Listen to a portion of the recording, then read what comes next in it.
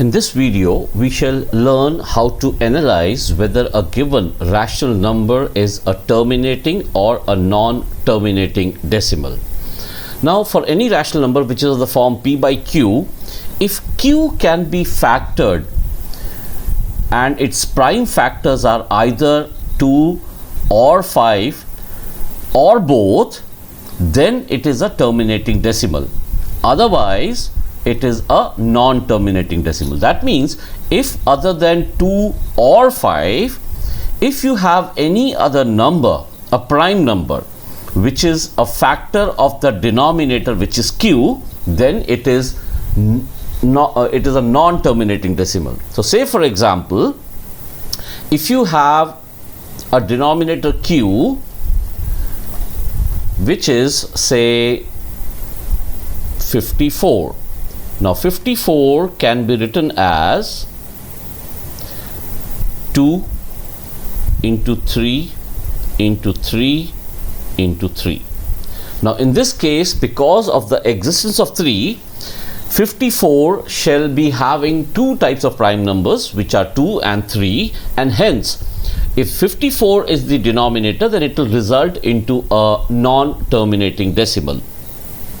Now say for example, you have say another number q, say which is maybe 25.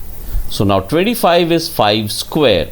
Now because it has prime factors which are in the form of 5, then also it is a terminating decimal. If you have something like say 16, 16 is 2 raised to the power 4, so again it will be a terminating decimal. And suppose if you have say 50, and 50 is 2 into 5 square.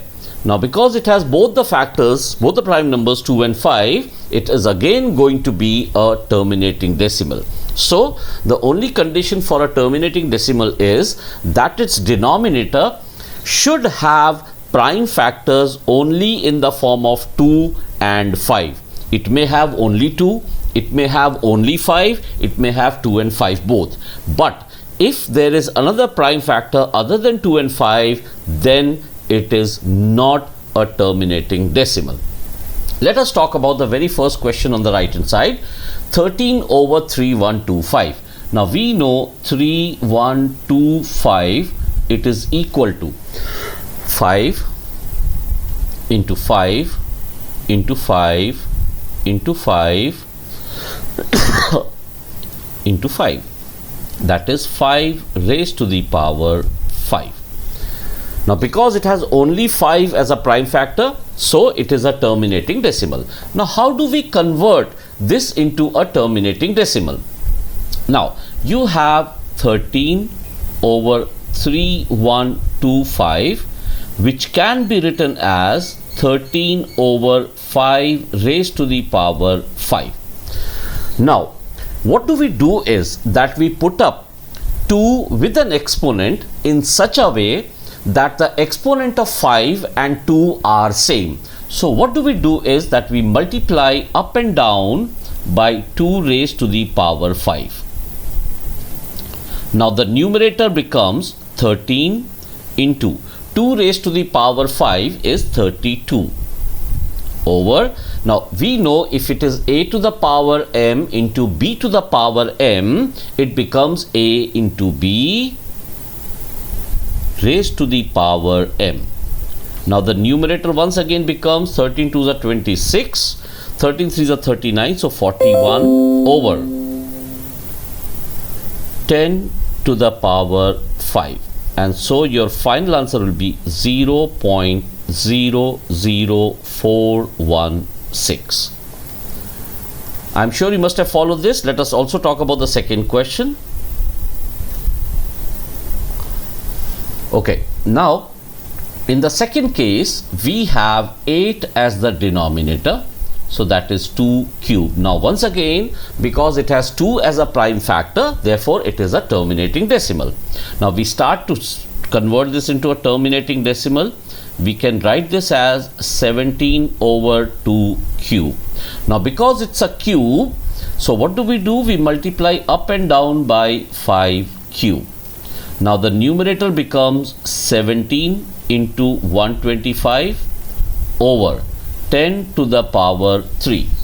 Now what we do is that we multiply 17 into 10 to the power into 125, and we get 2125. So this is 2125 over 10 to the power 3, and that makes it 2.125.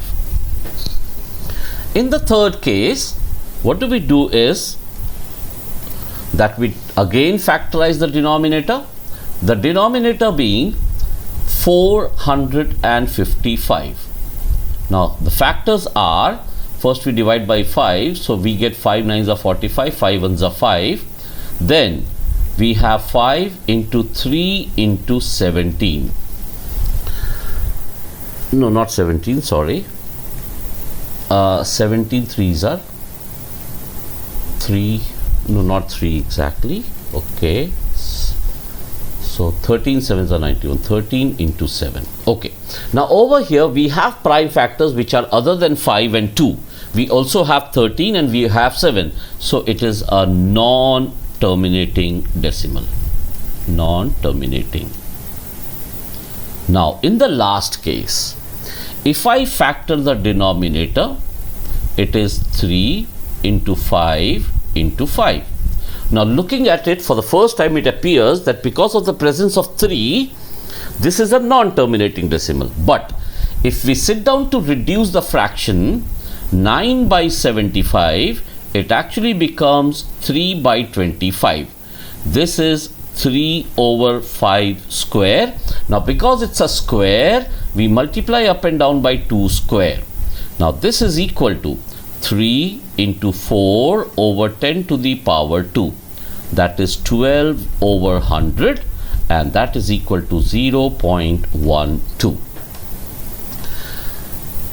So this is how we can analyze what is a term, which particular rational number is either terminating or non-terminating, and that is the way we perform the operations to get the final answer after dividing it. Thank you for watching.